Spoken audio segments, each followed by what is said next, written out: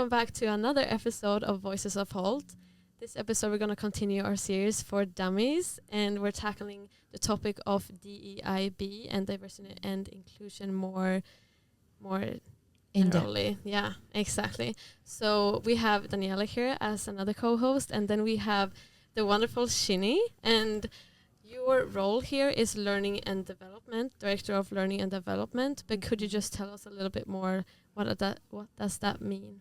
Yep, you got it right. I'm the Global Director for Learning and Development, specifically for employees, but of course sometimes I delve into the student world as needed. Need more details? Yeah, I just think that the role, like Learning and Development, it sounds pretty boring compared to what I know that you do. So like we can just tell that me and Danny know you from that you taught us about DEIB in the beginning of the year, like during orientation. Since we are a very diverse school, it's like a very hot topic here, or like a very relevant topic. So Yeah, I cover like general employee learning, right? So trainings that need to be done, improvement and development of skills, but DEIB, of course, is a really pertinent one, right? So we're learning about how everyone, no matter where they're from or what their background, they bring value to our institution. And so that's an important aspect of DEIB that I try to make sure it comes across in our trainings. Yeah, great. So this is basically trying to give people a little bit of a crash course of what DEIB is about, and like trying to share that. So the first question, it's the easy one. What is DEIB? Yeah, if you would explain it for a really dumb person. Well, we have such little time, but DEIB, we could just lay it out for what it stands for: diversity, equity, inclusion, and belonging. So in very, very broad strokes here, we have the understanding that every individual, no matter what their background, no matter what their ability, no matter what their who they are. Culture, perspectives, ethnicity, yes, all of that. Please, perfect. Like that is exactly it. They have value, and of course, we want to make sure we're creating spaces that they feel comfortable in, that they feel belonging in. So a lot of the training that we do, especially when students are first entering, is to give you that understanding of broadness of perspectives that you'll be encountering here. So in the initial stages, it is just understanding, and then it is, countering some prejudices that you may have just inbuilt in yourself, as well as trying to educate yourself on the various perspectives that are out there, how to be more accepting and inclusive in what you do and how you think, how you approach the world. And maybe trying to like discover some of the unconscious biases we have too. Absolutely, yeah. This is a very hot topic now, like in society too, not at the school. And I've seen a lot of companies do D, E, and I, not the B. So maybe that could be confusing for some people. So like, would you just mind like explain a little bit why companies differ? Well, we're a community here, right? We want people to feel that they have a sense of belonging, and ownership over their space within our community, right? So the goal at the end of the day with these trainings is for people to see themselves reflected back at them a little bit within the school, giving greater understanding to who they are, right? When we have these trainings, we hope that they come and see, hey, like there's an understanding there of who I am and who and what I am providing to the institution, I guess. So like in what way we belong? Yeah, exactly. So, for example, we have that cultural day that we do in February, right?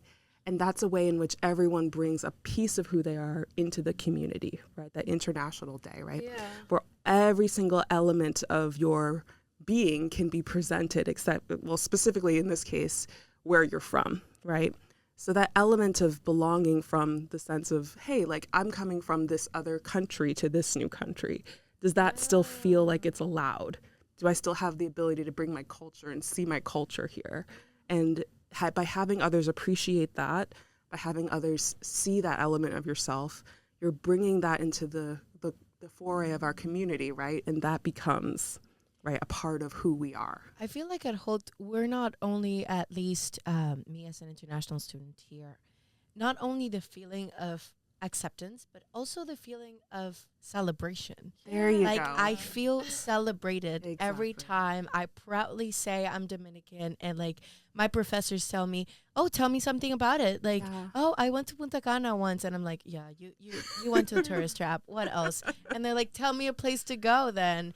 And I feel like celebrated, not only accepted. Like, yeah, I can be who I am, but I can proudly be who I am because people like it. Yeah, people Like, allow it. exactly. And if I say, I'm loud, I'm Latina, I'm always late, like people, instead of judging that, they actually appreciate that. Yeah, yeah. And in some sense, it's like, oh, that's part of who you are. And I actually like that part of who you are. I won't judge you based on that. And that's beautiful, and that's what we want, right? Like, I don't question like how I present when I come to work, right? Like, I wear my hair in my braids. I don't think that there's an element of me that's not allowed to be. And that's the belonging aspect, right? Exactly. You are allowed to be exactly as you are because we're all here to build this beautiful, vibrant, diverse community. And that's something, of course, that we value. So I've heard you say the word we, and Yeah. that for me is really important. But since we are only interviewing you right now, I would love to know you. What is it about you that actually makes you wake up in the morning, come to work every day, and say, this is what I want to do. This is part of my passion. What is that moves you through this? Why do you care about it specifically? What a great question. Well, I began as a teacher, so a little background on me. I have a lot of interest in developing individuals. I've always been kind of passionate about that. I started my career within education actually as an RA as far back as in college, right? So I always liked giving people opportunities to grow.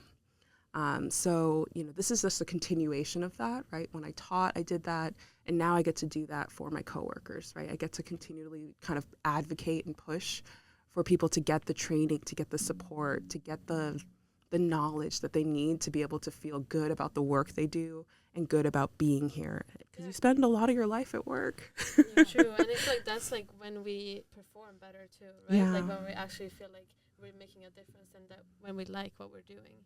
Yeah, exactly. Like you should feel that you are cared about, like your That we belong, basically. growth. Yeah, that your growth matters, right? Yeah. And I Yeah. feel like it is important to highlight that it's not only us who feel like that, or at least that's what I think. I feel like the staff also feels the same way. Like, because we have staff from all over the world. And the staff also feels the same way we feel. We feel at home at some point. And even though we are in a space of, like, my class has 30 students, and I think that it has 18 different nationalities.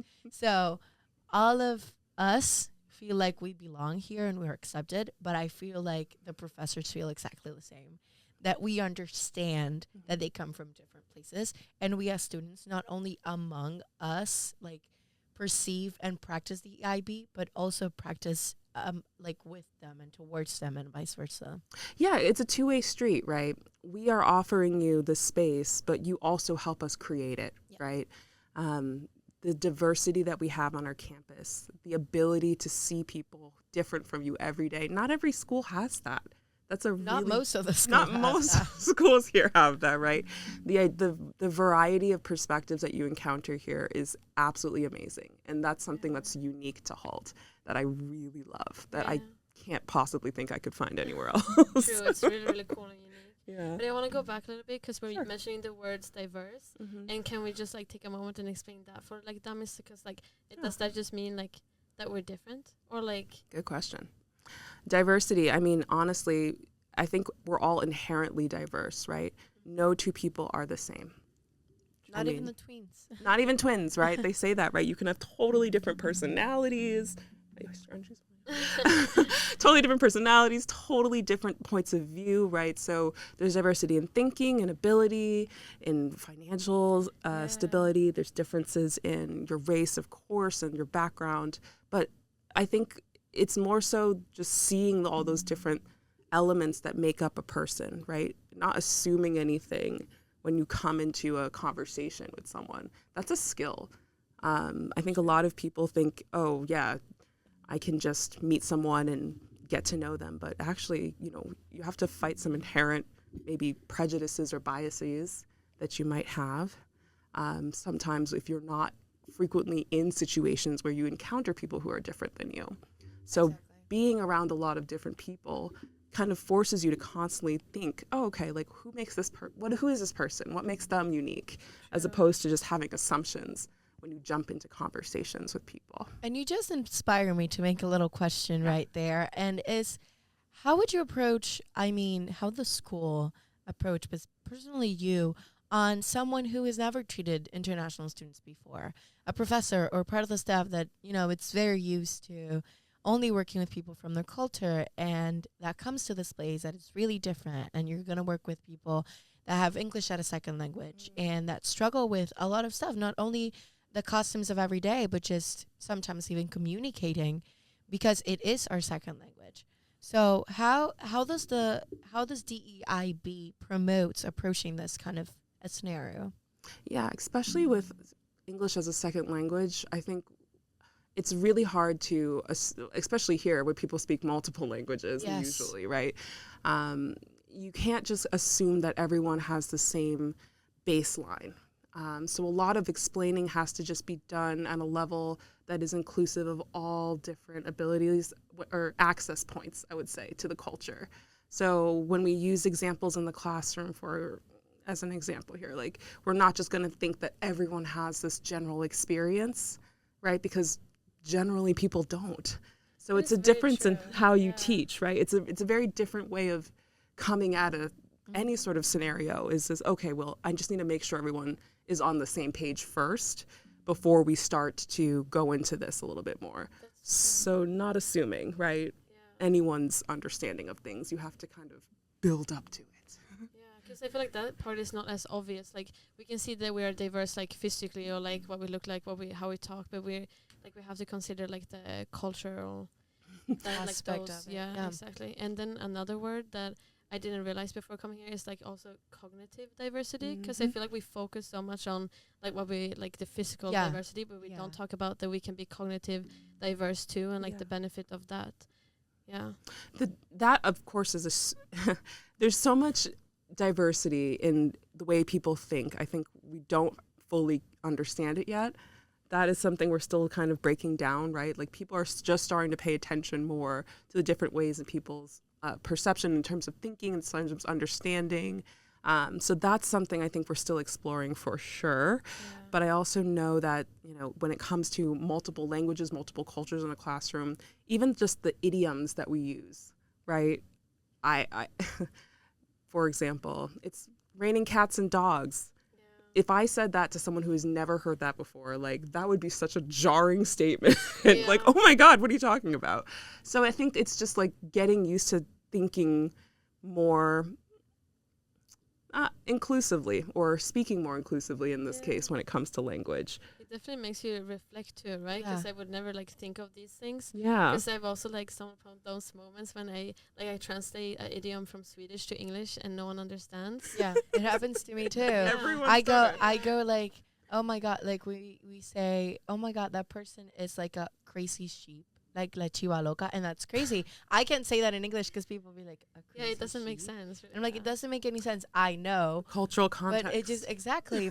And you have so many things that you realize when you start being in an international environment, because I've been speaking English since I was a child, but it's not the same when you come to a country that everybody speaks English, or that's the main language, or a place where everybody's speaking English and it's as their second language.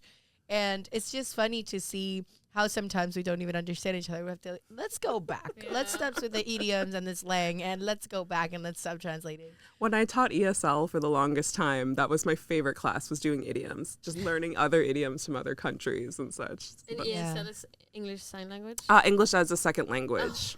Sorry, I shouldn't have abbreviated. See? English as a second language, yes. Oh, okay, yeah. English as a second language. That's nice. I feel like that's something also that it's really practiced here at Hult, and it's the patience towards we have different accents, and sometimes it's hard to understand a certain accent because it's really hard. But that doesn't mean that the person doesn't know how to speak the language. It's just part of their culture. And I love how at least the professors I've had, they never give up. Like I've seen professors say, can you say it again 16 different times, and got to a point, can you write it down? Yeah. Like, because I want to understand you. I am not planning on, okay, and keep going, because you delay the class, or you're just like, I don't get it. I've never seen a professor having that approach.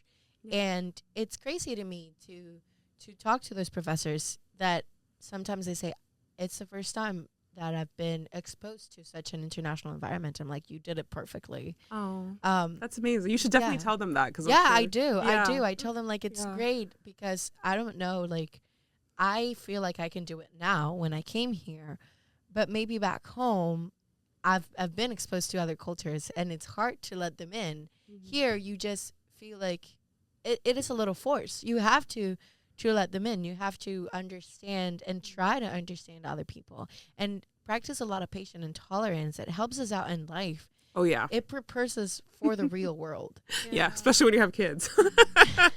Like, having all that patience and understanding of all the different ways in which people, first of all got to be here, because everyone's journey here was different, first of all. And then understanding that shared commitment to being in a space that's multinational, multilingual, that is something that is actually something you all have in common. Yeah. So it's a beautiful thing to see people sharing that sort of, gusto and passion for building a multinational community.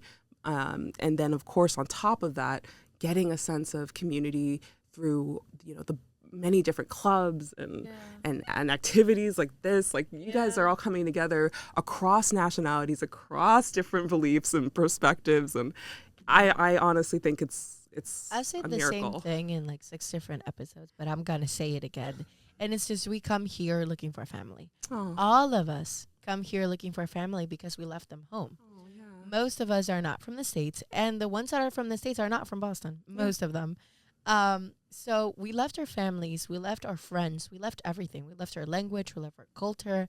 Yeah. We came here looking for a place to belong, exactly to belong. And when you come here and you find a family where you have a Swedish girl and a Dominican girl that are all the time speaking, and I teach Joanna something, and she's like, buenos dias. And I love that, because I feel like I find my family here. Yeah. And my family now is from all over the world. My family is from Mexico. My family is from Sweden. My family is from France. My family is from Spain. Like, it's so nice to feel like, I've talked to friends and they're like, hey, you can come to my house in summer. And I'm like, oh my God. Oh, it's the best. And I feel like I can, I feel like, that anywhere sense you go, of you have a friend. Exactly. You have someone to contact to, like, hey, I'm passing through Brazil. Are you there? Yeah.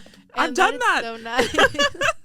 I'm in France. Hey, are you out? Like, are you going to be here? It is truly like you've gotten an access point to the world. Yeah. Just through coming to Hult. So one of the things that I appreciate most with the school too, honestly. Mm-hmm. But I wanna go back to the DEIB and more focus on, like, what do, like, companies, like us going out into the working world? Good question. Like, can companies also gain from this, or is it just something like that we at Hult like promotes? Oh yeah, I mean, I feel like we could definitely, as an organization, always grow, always improve our inclusivity. So it is a mission of ours to make sure that Hult is a great place to work, right? That's one of our mission statement pieces. And so I really think that making a place a great place to work requires you to be able to bring your whole self to work. So we've talked about that a little, right? We talked a little bit about when you walk into the organization, do you think you have to hide certain parts of yourself? Do you feel like parts of yourself are more accepted than others? Why is that? And then how can we continually improve on making sure that when you come here, not only can you do your job well, but you feel like there's acceptance of you and all the brilliant things that make you, that you want to be able to share and elevate and highlight. That's very true. This is a beautiful perspective too, because I feel like in class when we talk about this, they only highlight like the profitability aspects of yes, well. That's like, and that's just good because that's gonna make people do it. But this is such a beautiful perspective, honestly. Yeah, because like I said, you spend most of your life at work, right? You want a manager that is going to see you and understand all the things that you have, like your goals for yourself, your ambitions, right? Those things aren't just I mean, they are career focused at times, but maybe it is a personal a goal you have for yourself, right? Yeah. Understanding who you are and helping you flourish is not just, beneficial to the company because it'll make them more profits. It should be beneficial because it'll make you a more fulfilled person. And as a more fulfilled person, you'll be able to do, your best work and have a happier life. It's clear that you have the perfect role, like for you, like to learning and development for this school. Like you're perfect for it, honestly. Oh, thank you. And thank you so much for explaining this for us. Yeah, I feel like this was amazing. Yeah. A great little conversation here. So there's so much love and happiness and peace right now. Like I hope so. Yeah. If that's one thing I give you, I'm glad. Yeah. So to wrap her up, I'm sorry, forgot to talk. We most of the time give our interviewees a question from a previous guest. So Joe, can you do the honors? Yeah, and speaking of like international everything, it's a bit of a random question, but if you were an international cuisine, like a type of food, like what would you be and why?